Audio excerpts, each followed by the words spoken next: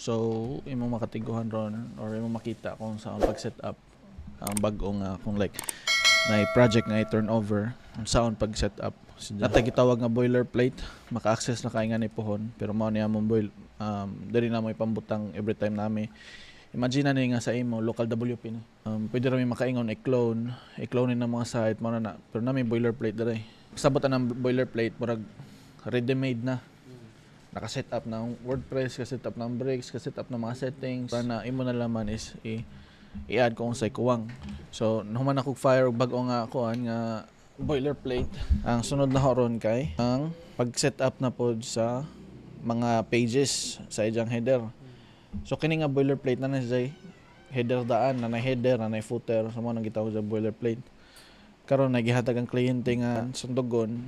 Karon naman kag himong header pero pohon nanay ready-made nga header pero need gyapon nga makasabot kag giyon sa ni paghimo ni imo ni copy paste but ang idea nga ni mao ning navigation so unsa na ecosystem and about nag-refresh na diri na nakoy mga pages ini-click na ko nga ni mo return ni siya og either naa or wala por tungod kay wala pa ni nga page na add. Pero at least kay ba ko nga nana ni siya, makaibaw ko kung gi-add na ba ni or pa. So mo na say pag set up. Sunod ang buhaton na hoy pang kuha ora ni mga kinahanglan sa karon ora ni either ahon deleton or how i-hide but para na ho kay ba man ko nga murag gamito ni siya in the future. So aho siya hide sa karon. And kini di pud kay bawsad ko nga kuan dili ni gamiton kay ang ibutang diri kay button man. So instead how ibutang dere is button. How lang ni siya i-hide. Diya alid ani na og bow consultation. Karon kay fintech man nga klase-klase sa web design na industry, restaurant, na ay finance, na pwede gitawag og fintech. More siya financial mix na. Mao ni nga industry karon ang i-build. So nangita lang og inspiration kung maghimo og class para sa akong button. Mao na ni akong button style sa tanan safety box website na ho. Siguro ang buhaton na dire mga ACSS na siya nga feature. So ingani ni siya mao ni ang automatic CSS.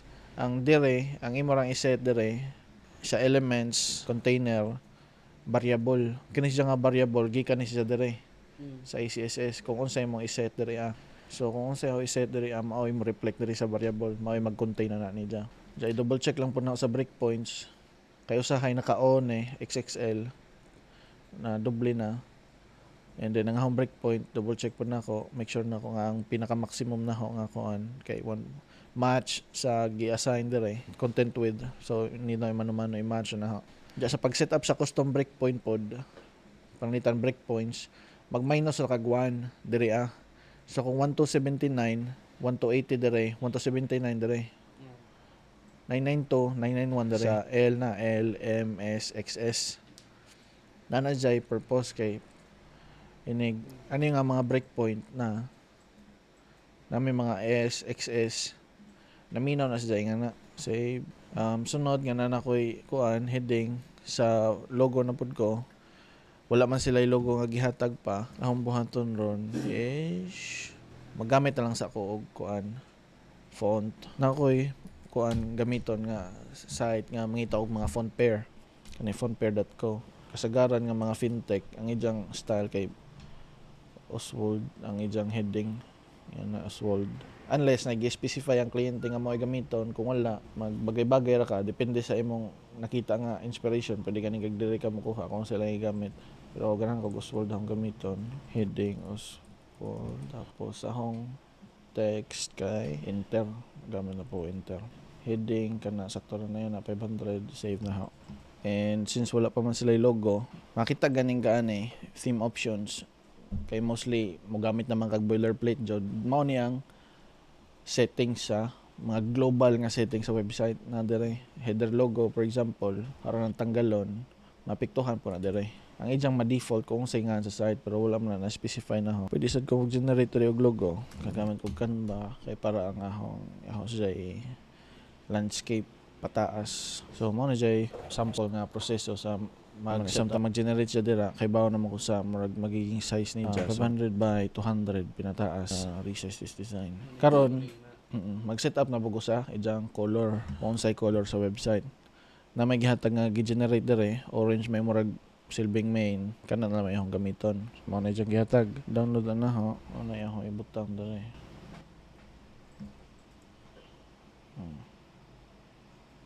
Same og font family nga gigamit na ho.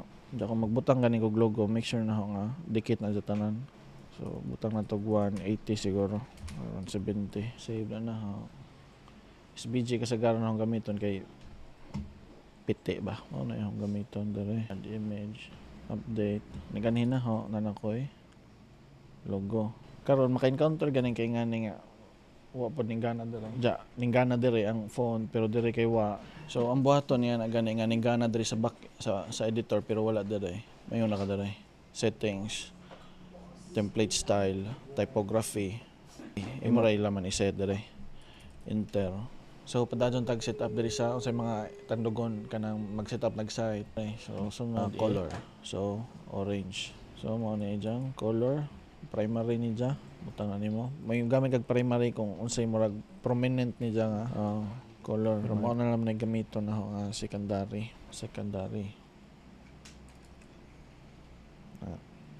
Primary sa spacing, pwede wala na dere.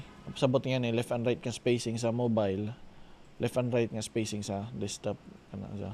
Ja automatic na po ni nga naay, nag-add ni mo section matinga ka nga naay spacing.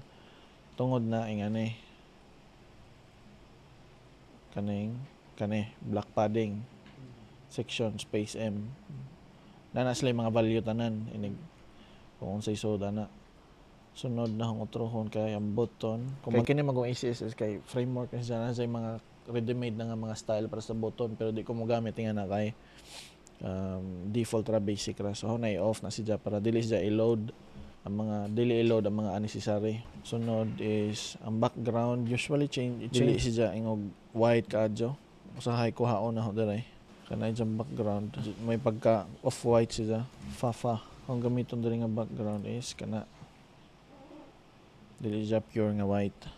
Off-white tawag naman na borders, divider, cards na pantanggalon ng mga class nga dili kadyo gamiton. Sunod refresh na ho nanakoy. Set up. Sunod is butangan na hugnay gamay nga tuldok ra diri sa kon. Ano figure sa inaho kay di man ko pwede makasudok class og image nga tag. Di man mo sugot. So mao ni siya utrohon nga figure kay aron ang figure isod nga tuang image para adto ko sa figure mag sudok class.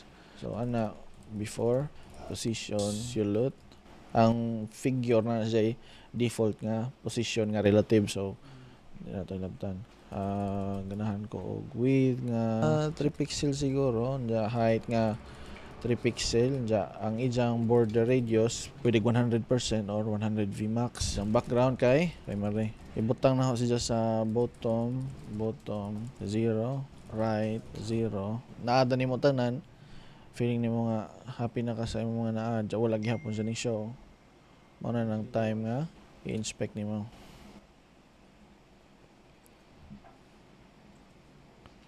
So, inspect na dire, figure. So, walay na add. Balik ko na ho. So, position absolute. Kuwangan pa ta. Unsay kuwang? Content.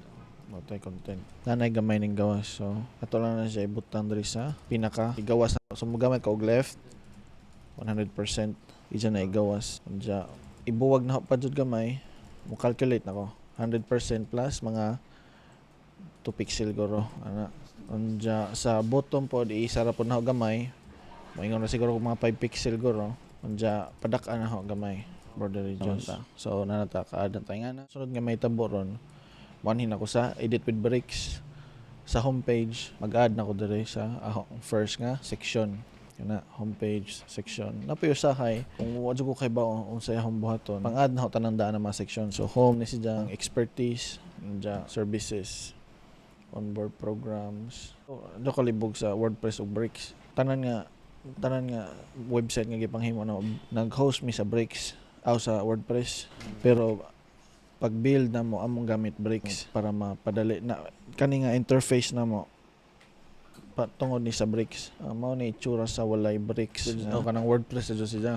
Pero makahimo gyapon kog website. So mag-add kog page Homepage kita, hi, as usual. Wala ko yung mga plugins, wala ko yung builder na publish. Wala, dili na ko maghimo. Raw. Add ko picture. Mara, limited na kasi yung mga option dala eh. Gallery. Add ka og heading. Pero otrohon nimo siya nga H2 siya. H2. Add kag text. Diya, tanaw na sa front end eh. Na ko yung homepage. Wala ko edit with breaks. Edit page ra. So, dira na isod ang mga builder. Kaya para tagaan og way ang mga web designer or web developer nga na ay interface nga trabahoon. Diba? Homepage. Naka-build ko na ko daghang option. Mo na yung homepage. All goods, mara to.